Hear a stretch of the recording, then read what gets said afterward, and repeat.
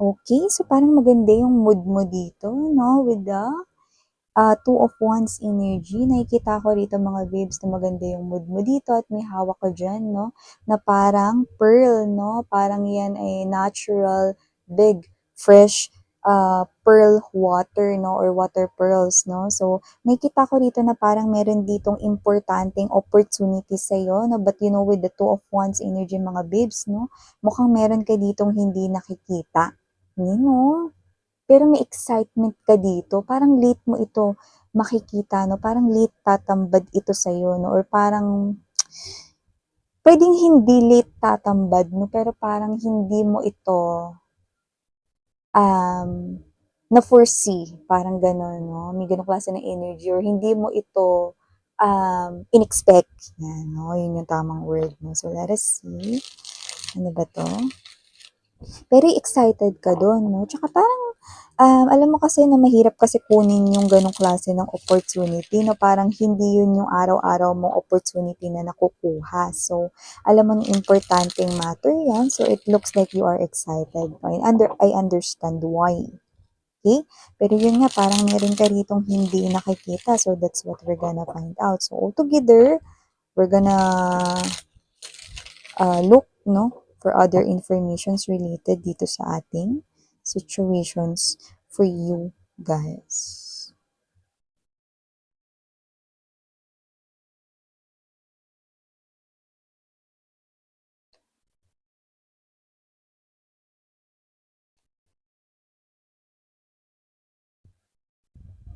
Oh,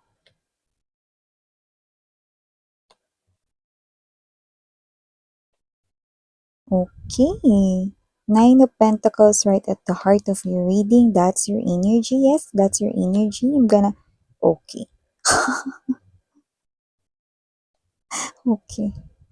Three of Wands energy. Mamaya sabihin ko sa inyo na kung ba't ako natawa doon. Bottom of the deck, we've got the Three of Coins energy. We have here the High Priestess. I think it talks about your reputation right here. And also, Three of Cups para sa ating bottom of the deck.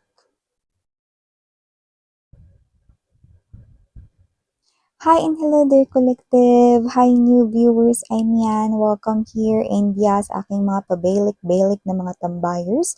Walang kasawa-sawa. Thank you po sa inyong walang sawang panonood. Pero syempre mga babes, no? Hindi naman sa tinatabi ko kayo rito, no? Pero syempre mga babes, no? Pag, baka malito kayo pag araw-araw kayo nanood, no? Syempre lagyan rin nyo rin ng time, no? Pag hindi kayo mga babes, no, hindi kayo okay na manood, no, carry lang yan. Okay? Basta when you feel like it, no, parang ganun. Okay?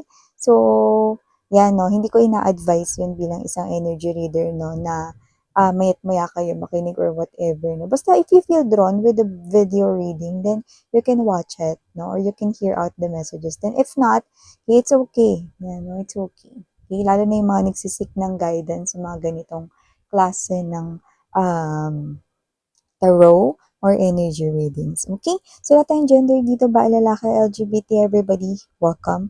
Pwedeng pagpalit-palitin yung roles kasi isa naman po itong general reading. And everybody, you have your free will na pwede nyong gamitin anytime, anywhere. So, before we dive deeper din dito, let me just remind you na if you haven't tried to visit my main channel, which is the High Priestess Tarot, then yung link ay inilagay ko sa description box ng reading na ito. So if you want to check that out, then of course, you can. Yan, no? So doon ay meron din tayong ina-upload na daily collective readings. And when we say collective readings, no matter what your zodiac sign is, you're welcome to hear the messages, no?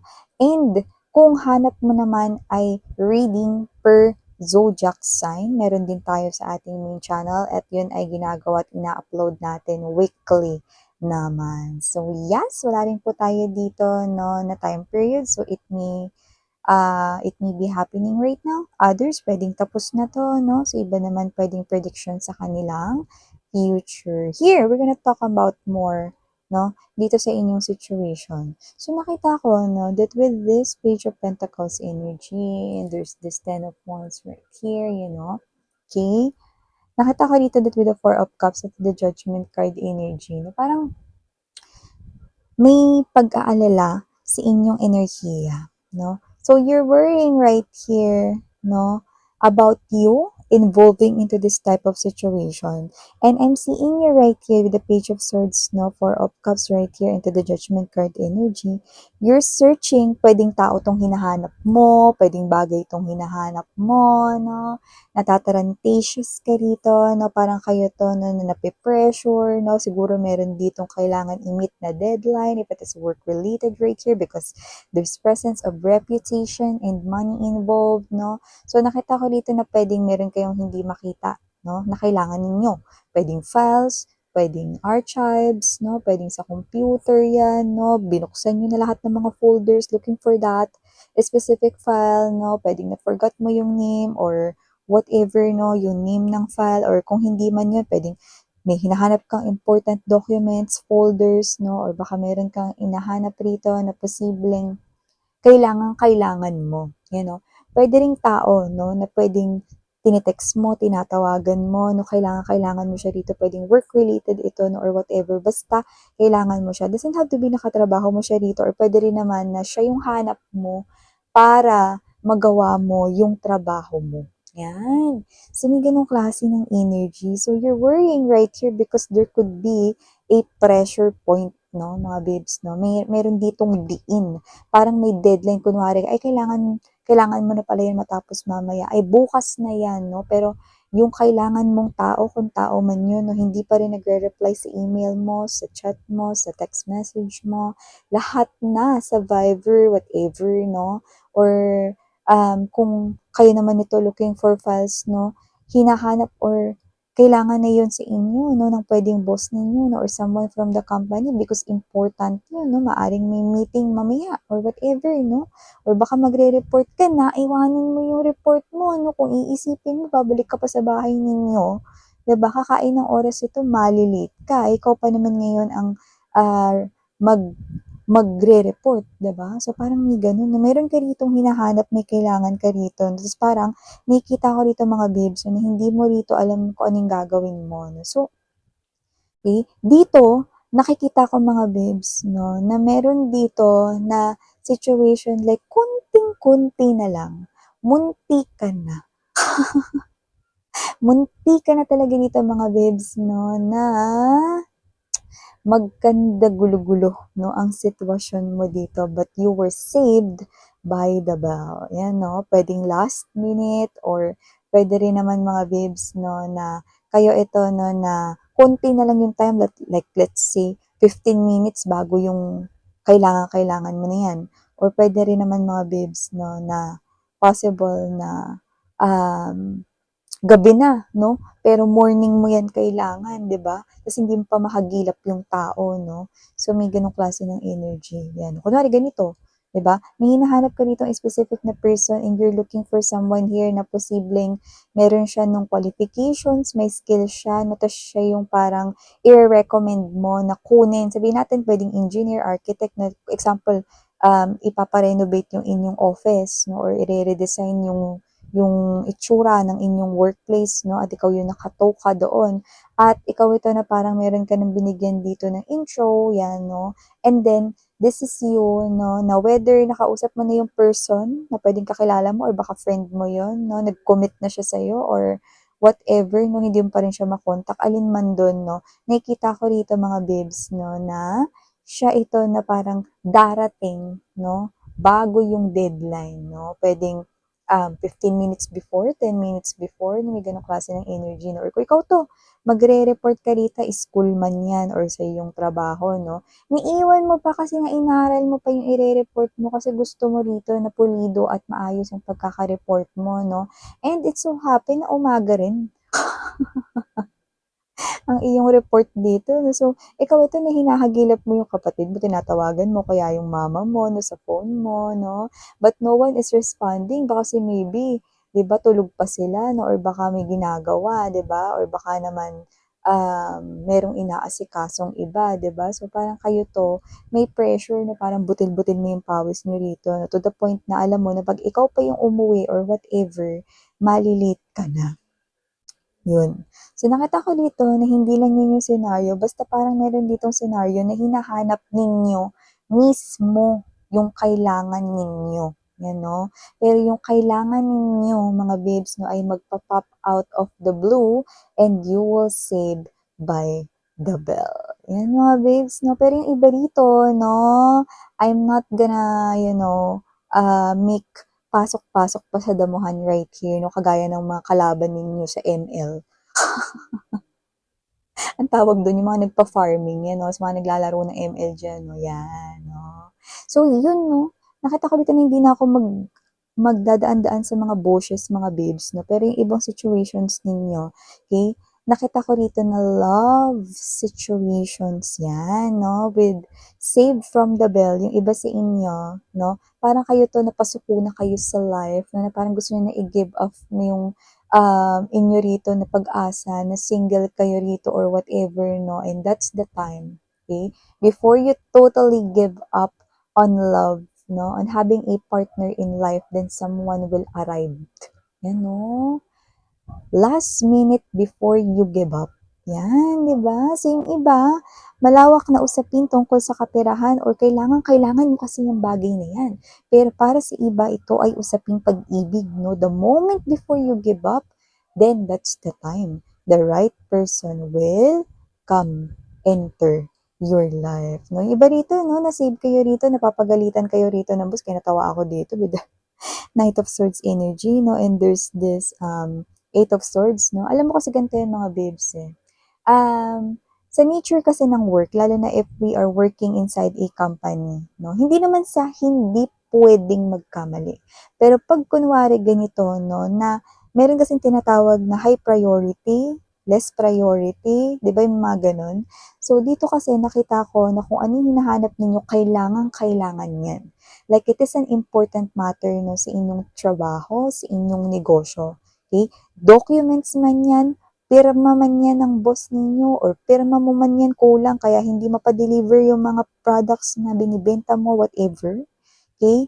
Okay? Nakikita ko rito, no, na importante yan. Kaya makaka-apekto pa rin yan sa reputation at sa way of earning a living mo. Pero you will be saved by the bell. Yan, no? Iba naman dito, baka mga estudyante kayo, no? So, nakikita ko rito na mahahabol rito ng mga babes, no? Ng inyo rito nakasama sa bahay, no? Kung ano man yung kailangan ninyong report, no? Pwedeng maraming means na ngayon para ipa-deliver yan, no? Pwede na rin tayong Lala Move or Move It. Di ba mga ganyan? Hindi po ko endorser ng mga yan, pero ang laking tulong ng ating mga riders, no? Kasi sila mismo yung magdadala niya, no? Para makarating ng mabilis, no? Ikot-ikot lang, no? Shortcut lang, no? Gamit ang kanilang mga motorcycle. Kaya naman sa mga riders natin dyan, ingat-ingat lang sa daan, mga mahal. Yan, no? At huwag kayong gigitna, okay? So, yan, no? Maintain na kayo dun sa tamang daanan ninyo. So, yun, nakita ko dito that you will be saved by the bell and you will still remain, no, dito na hindi mababahiran ang iyong pangalan, hindi madudungisan, no. So, kung may inaantay dito, no, na mga orders galing sa shops mo, kung meron kang negosyo, no, makakarating dun. Kasi, kunwari, ganito, kailangan nila yun kasi for catering, no, baka may event, may birthday or whatever, no, kunwari related dun yung negosyo mo, di ba? Kunyari, related yung decoration, ikaw yun doon sa organizing, blah, blah, blah, products, materials, no? So, hindi pwedeng malate, no? Kailangan rito mga babes, makakommit kayo, no? So, nangyayari naman talaga, no? Yung mga mistakes sometimes, no? Pero kailangan gawan ng paraan. Pero dito, kung ano man yung ipag-aalala mo dito, marami-rami mga babes, no? Parang nangyayari ito ngayon, at sa iba, posibleng hindi pa. So, nakikita natin to sa inyong future.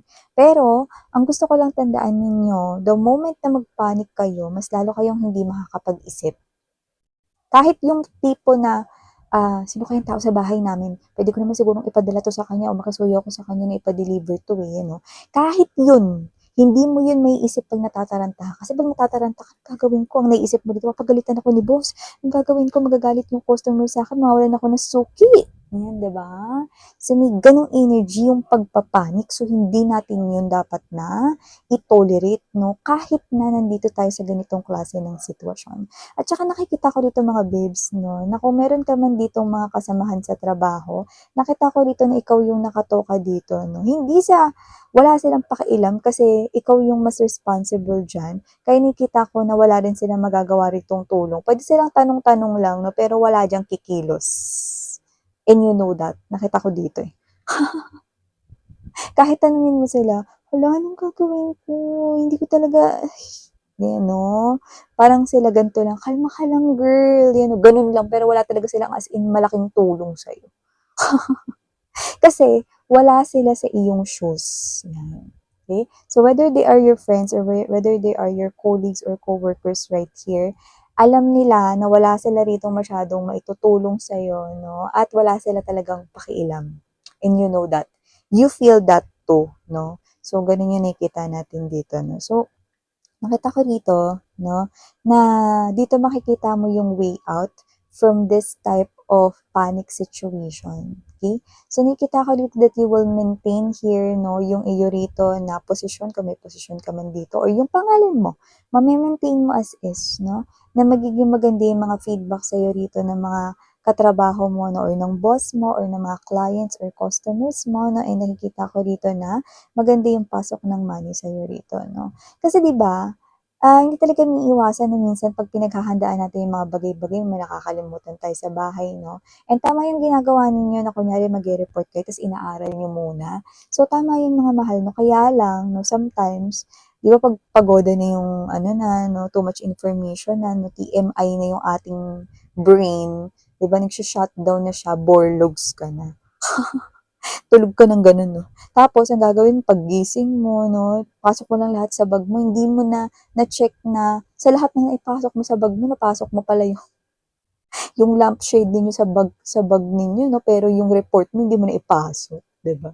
Lutang. So gano'n nga mga babes 'no, parang 'yan, okey? So kailangan natin na maging alerto, okey? At siyempre 'no, nakikita ko rito na pinag-effortan niyo itong trabaho ninyo, 'no, yung posisyon na meron kayo rito because there's also repetition 'no, dito. But don't worry kasi maintain naman 'yan at nakikita ko dito that you will receive a lot of compliments and you will get celebration right here. So you will be celebrating with the people around you na nakikita ko rito na possible na magpakain ka rito, konting salo-salo, ganyan, or baka magpainom ka, no, kasi tagumpay itong project na to, kung ito man ay isang klase ng proyekto, office man yan, or tagumpay ito, no, na malaki yung perang na ipasok rito sa iyo ritong negosyo kasi tagumpay yung naging event 'no, or sa'yo kumuha kasi ng mga materials at madami-dami din yun, so maraming pera yun mga babes 'no. So nakita rin tayo rito na posibleng you will be celebrating right here 'no, at the end of the day, okay? Basta 'wag niyo lang talagang i-tolerate ang panic moments 'no. Once you panic honey, everything will be a mess, okay? So yeah, ito yung mga mensaheng nakuha ko here for you guys. Thank you so much and again, I'm Yan. Sarang Hiyaw, Love and Light. Ayun.